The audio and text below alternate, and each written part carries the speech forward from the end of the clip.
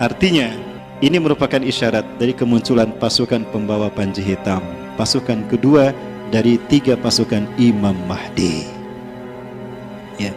Dan mereka inilah yang akan menjadi pengawal pertama Imam Mahdi ketika pembaiatannya pertama. Nah, nanti kalau ada umroh, Bapak Ibu sekalian, melihat ada banyak orang Taliban umroh, hati-hati, jangan-jangan Imam Mahdi sudah ada.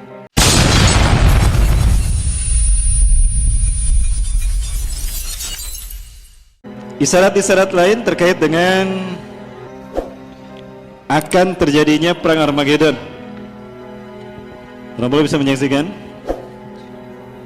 Sekjen PBB, ya, Antonio Guterres itu pernah menegaskan solusi 2 negara satu-satunya cara untuk perdamaian di Palestina Israel. Ya, di Yerusalem tanda petik. Bapak Ibu dirahmati Allah, kalau ini terjadi dan solusi ini diterima, Bapak Ibu, maka Palestina akan terpecah menjadi 2. Kalau kita berjalan menuju West Bank, tepi barat, ke kanan itu ke Ramallah. Nanti ada petunjuk arah Ramallah. Itu kampung halamannya Yasser Arafat dan makamnya Yasser Arafat ada di sana. Nah, itu akan menjadi wilayah Palestina, ibu kotanya Ramallah. Ini tawaran dari Antonio Guterres, Sekjen PBB. Cuma ini solusi untuk menyelesaikan konflik Palestina Israel. Adapun jika kita ke kanan, itu kita ke Al-Quds atau ke Yerusalem. Versi kita Al-Quds, versi orang Israel Yerusalem. Artinya jika itu nanti dibagi 2, ini diterima, maka Al-Quds akan jatuh ke tangan Israel. Yerusalem akan menjadi ibu kota Israel. Dan jika itu terjadi, maka Israel akan leluasa menghancurkan kiblat kita yang pertama, Masjidil Aqsa. Ini akan memicu marahnya umat Islam. Di saat itulah Allah akan memberikan hukuman kepada Israel. Ya, ketika perang melawan Persia, Iran, ini berarti kita perang melawan Rusia, karena Rusia dia membantu Persia, Iran, dan juga perang melawan Israel. Dan Dr. Bassam Nahjar menyebutkan Israel akan hancur 2022 berdasarkan beberapa asumsi. Ya, jika Israel hancur berarti Persia dan Rusia pun kemungkinan besar hancur. Nah, ini perang Armageddon. Tidak terbayang bagaimana nuklir berseliweran. Nah, tapi ini baru pertama. Kenapa? Karena setelah itu akan perang lagi. Nah, ketika perang melawan ini, Amerika punya dendam kesumat pada Rusia, kan? Dan Amerika pun sebetulnya sudah capek menjadi budaknya Israel. Maka Amerika bersekutu dengan umat Islam Arab, ya Bapak Ibu, dengan umat Islam Arab. Tapi sebelumnya coba Bapak Ibu coba lihat pertemuan utusan Amerika Serikat dengan petinggi Taliban. Nah, ini yang pernah datang ke Indonesia, yang pernah makan-makan bersama Pak Yusuf Kalla dan Pak Anies Baswedan, ya. Nah, ini menyerahkan, Amerika secara resmi menyerahkan Afghanistan pada Taliban dan menyatakan akan menarik mundur semua pasukan Amerika. Artinya, ini merupakan isyarat dari kemunculan pasukan pembawa panji hitam, pasukan kedua dari 3 pasukan Imam Mahdi. Ya.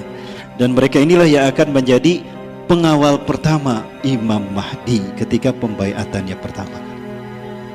Nah, nanti kalau ada umroh, Bapak Ibu sekalian, melihat ada banyak orang Taliban umroh, hati-hati, jangan-jangan Imam Mahdi sudah ada. Baik, dan ini merupakan sebuah fakta yang dilupakan, bahwa ternyata Palestina pun sudah lama menyerukan untuk ganti presiden. Ya, Mahmud Abbas ini sudah tidak lagi dipercaya oleh kaum muslimin Palestina. Nah, ini apakah akan memicu terjadinya konflik di wilayah West Bank Palestina? Hal ini akan menguatkan posisi Hamas di Gaza Strip, di jalur Gaza, yang ada kemungkinan nanti Palestina akan jatuh kepada kaum muslimin, dan ini akan memicu perang Palestina Israel dalam skala yang lebih besar. Ya, wallahu a'lam bishawab. Kemudian, lupakah kita kalau Rasulullah juga pernah menyebutkan di sela-sela perang ini, sebelum kita memerangi Rom, itu ada perang melawan Hindi. Di antara tanda akhir zaman adalah kita umat Islam akan berperang melawan Hindi. Dan ternyata kita lihat sekarang Pakistan dan India mulai berperang. dan bagaimana kezaliman kaum Hindu India membantai kaum muslimin di Kashmir. Ya, seperti apa yang terjadi di Rohingya. Pesawat-pesawat tempur India ataupun dari Pakistan saling balas-membalas untuk melakukan upaya penghancuran. Pakistan pun sudah jelas menegaskan bahwa Kashmir tidak akan pernah dilepaskan dari Pakistan. Kashmir adalah bagian dari Pakistan. Ini pinter Inggris ketika membagi dua India, wilayah Muslim menjadi Pakistan diserahkan kepada Ziaul Haq, dan yang India diserahkan kepada Sri Pandit Jawaharlal Nehru. Itu Inggris yang menengahinya. Ya, tapi Kashmir dijadikan buffer. Ke India tidak dimasukkan, ke Kashmir ke Pakistan tidak dimasukkan. Jadi dibikin sebagai buffer nanti agar menjadi alat untuk mengadu domba keduanya, dan ini berhasil. Seperti antara Iran dengan Irak, ada satu wilayah yang kemudian dijadikan buffer. Apa itu? Ajwaf. Dan itu sebetulnya Muslim. Sekarang lihat bagaimana nasib kaum muslimin di Ajwaf, dibantai, Pak, karena mereka Muslim. Siapa yang membantainya? Iran. Nauzubillah. Maksudnya orang-orang Syiah. Setiap hari pasti aja ada yang digantung karena mereka tidak mau masuk Syiah. Ini jahatnya Syiah di Ajwaf. Silakan buka di Google Ajwaf. Daerah, kalau tidak salah namanya Ajwaf. Nah, kemudian ada sakit hati dari kaum muslimin ketika Raja Muhammad bin Salman MBS ini berkunjung ke mana? Ke Cina, dan sepakat dengan apa yang dilakukan oleh pemerintah Xi Jinping dalam memperlakukan muslim Cina Uighur terkait dengan kamp konsentrasi. Itu malah disetujui, dan ini membuat sakit hati kita umat Islam. Nah, ini yang saya maksudkan. Raja Salman ingin dunia lawan Iran bersama-sama. Ya.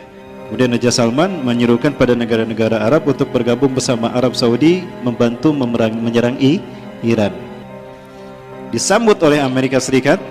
Amerika Serikat menyatakan akan membantu Arab Saudi untuk membantu perang melawan Iran, dan meminta agar NATO pun bergabung bersama Arab memerangi Persia Iran. Subhanallah.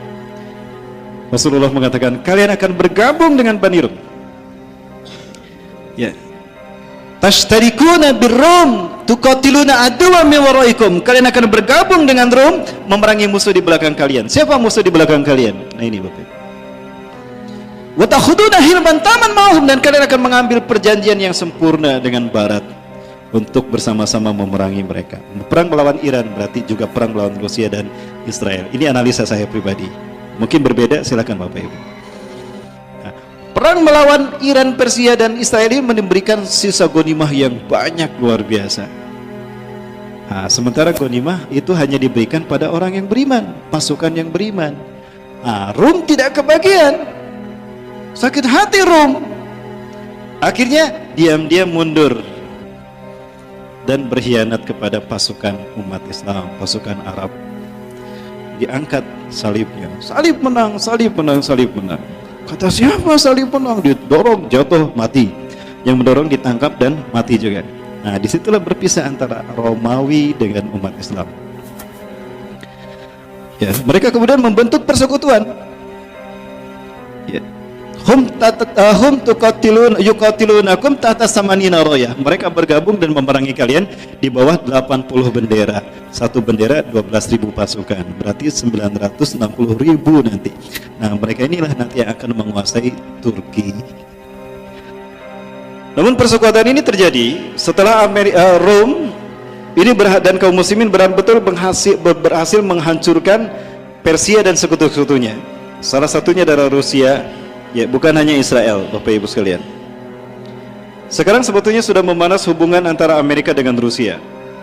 Artinya memang sudah mungkin juga akan terjadi perang, sehingga persekutuan Rusia, Iran, Israel ini tidak menutup kemungkinan akan terjalin ketika perang melawan Arab dan Amerika, juga NATO. Ya, Turki juga sama. Turki ada kemungkinan melepaskan diri dari NATO, dan dia merupakan negara terkuat yang berani melawan NATO dan berani memberikan veto kepada keputusan NATO jika bertentangan dengan keputusan Turki. Maka alhasil 80 negara ini memerangi Turki. Maka jatuhlah Turki kepada bangsa Rom. Nah, disitulah kemudian Summatagzuna Rum wa yaftahu Allah. Lalu kalian berperang melawan Rum dan Allah memenangkannya untuk kalian. Ini balas-balasan antara Rusia dengan Amerika Serikat. Begitulah Donald Trump yang juga ikut campur dalam hal ini. Nah, Bapak Ibu rahmati Allah, dalam konflik semacam itulah kemudian muncullah pasukan Panji Hitam dari bumi Khurasan. Dan sekarang isyarat itu sepertinya sudah ada karena Taliban sudah kuat sekarang, ya. Nah, Rasulullah pernah menyatakan, "Yakhruju min Khurasan rayatun sud." Akan keluar pembawa Panji Hitam dari bumi Khurasan. La yarudduha syai'un. Tidak ada sesuatu pun yang bisa menghentikan kekuatan militernya, laju langkahnya. Hatta tunsaba bi Ilya, sampai Panji Hitam itu ditancapkan di Al-Quds. Ilya itu artinya Al-Quds, Palestina. Rasulullah mengatakan pada Abdullah bin Hawalah Al-Azdi setelah perang melawan Bani Mustalik, "Hei Abdullah, ya Ibn Hawalah, jika engkau melihat Panji Hitam berkibar di bumi Al-Quds atau di pelatarannya, maka yakinilah kiamat lebih dekat kepadamu ketimbang kepala dan pundakmu." Jadi jika nanti Panji Hitam sudah berkibar di Palestina, Masya Allah, itu kiamat hanya tinggal menghitung. Tidak lama lagi insya Allah, dimulai dari 2019.